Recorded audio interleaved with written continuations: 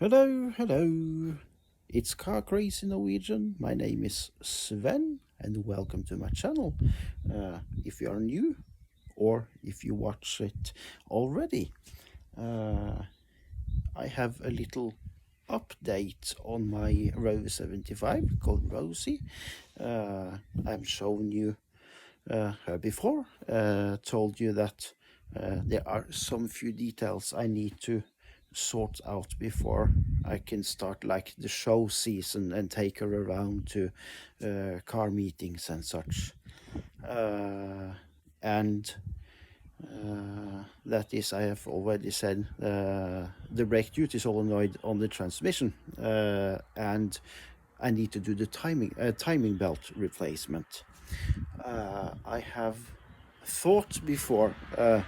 I don't know why I have waited so long to replace the cam belt on Rosie. I could have done it a long time ago, because I've had the car here for over 2 years now, and I have wondered from time to time if I should, while I'm on the task of changing cam belt, knowing these engines are a little bit prone to head gasket failure, if I should do it just to have it done to make sure it is in order.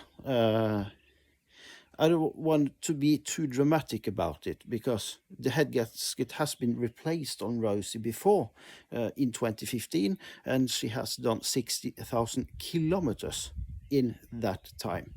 So I thought maybe that's a little bit too much, because and I've thought she has run absolutely fine, and suddenly now lately she has got a stuck hydraulic tappet, as you probably also have seen if you have seen any of my videos before.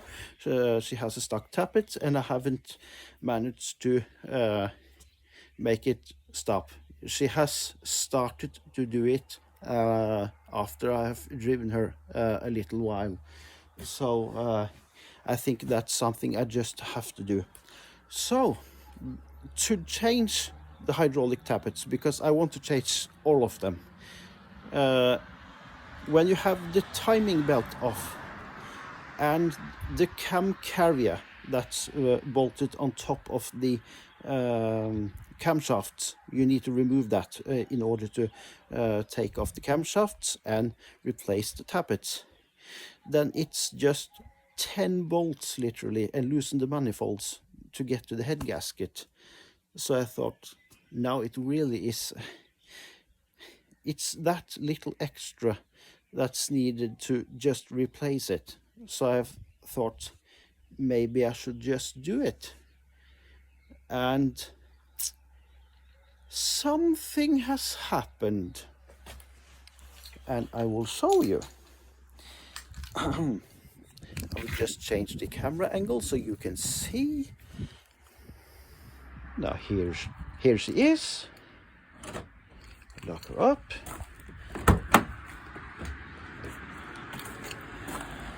Oh, she's a little bit filthy, a little bit clean soon. The rest of it is nice. Well, let's not get too distracted. Oh, nice sounding door shut. Funny enough, the other front door doesn't sound this nice, but this sounds very solid. Oh, lovely.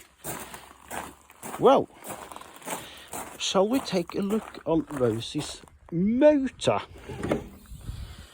Here it is in all its glory, the famous 1.8 litre K series, non-turbocharged here.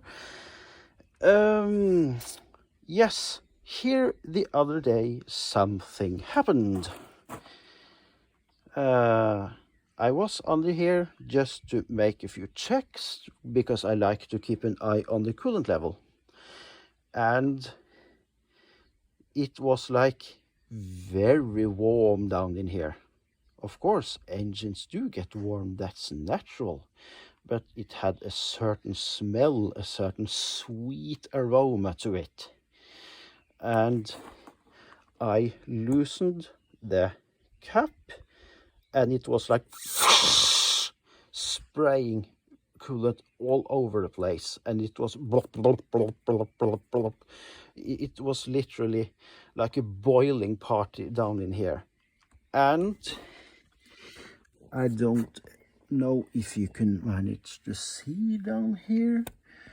Can you see that? Yes, I know, it's just foam. It isn't the best quality, but she has started to leak coolant out between the cylinder head and engine block. So yeah, it isn't a question anymore if I should replace the head gasket while I'm on the other tasks. Now I have to do it. But yeah, I was a little bit upset about it because it hasn't done many miles, this head gasket. But then again, I don't know what kind of head gasket is inside of this engine. I don't know how the job has been done. It has been done at a Honda dealership, because in 2015 there wasn't any Rover dealerships around in Norway, of course, nowhere else. This isn't in Norway. It isn't like Britain, where you have specialists for these cars. So the guy I purchased the car from, he never got anybody other than brand main dealers to work on his car. So this is serviced and maintained and repaired only at main dealerships, and they don't know what's available on the internet, like upgraded gaskets and bolts and the lower oil rail that lives in the oil sump and such.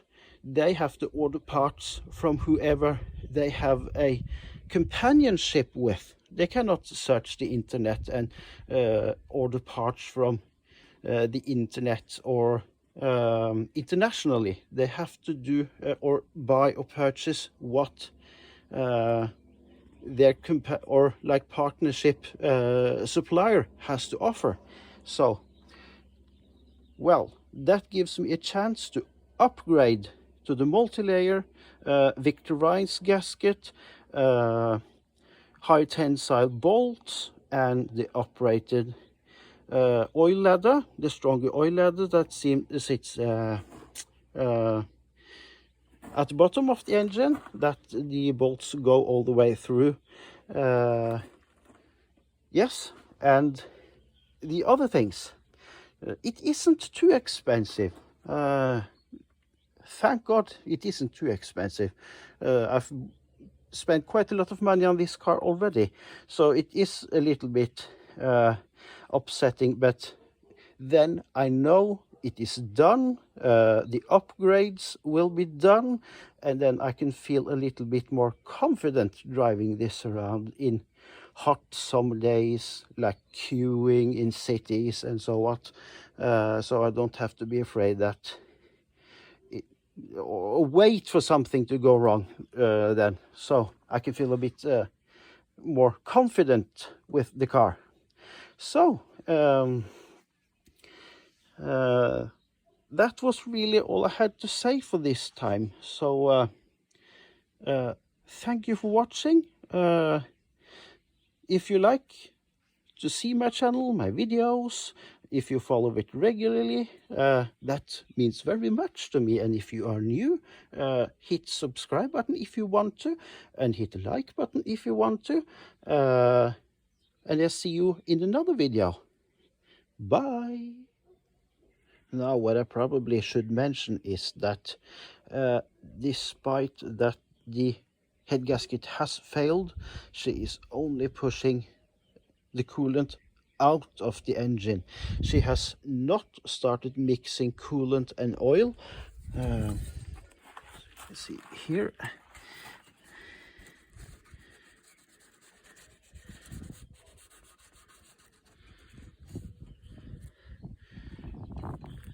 caps.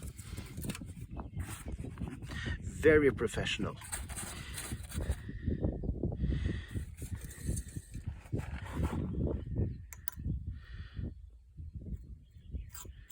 Oops.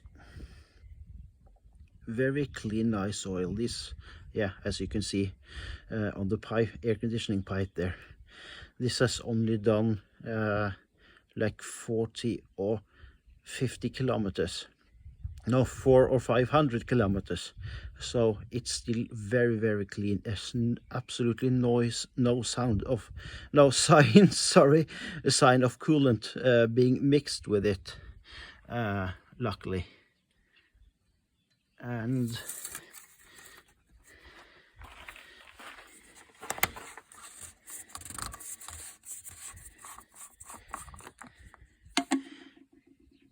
the coolant is absolutely fine. No traces of oil in it at all, nothing.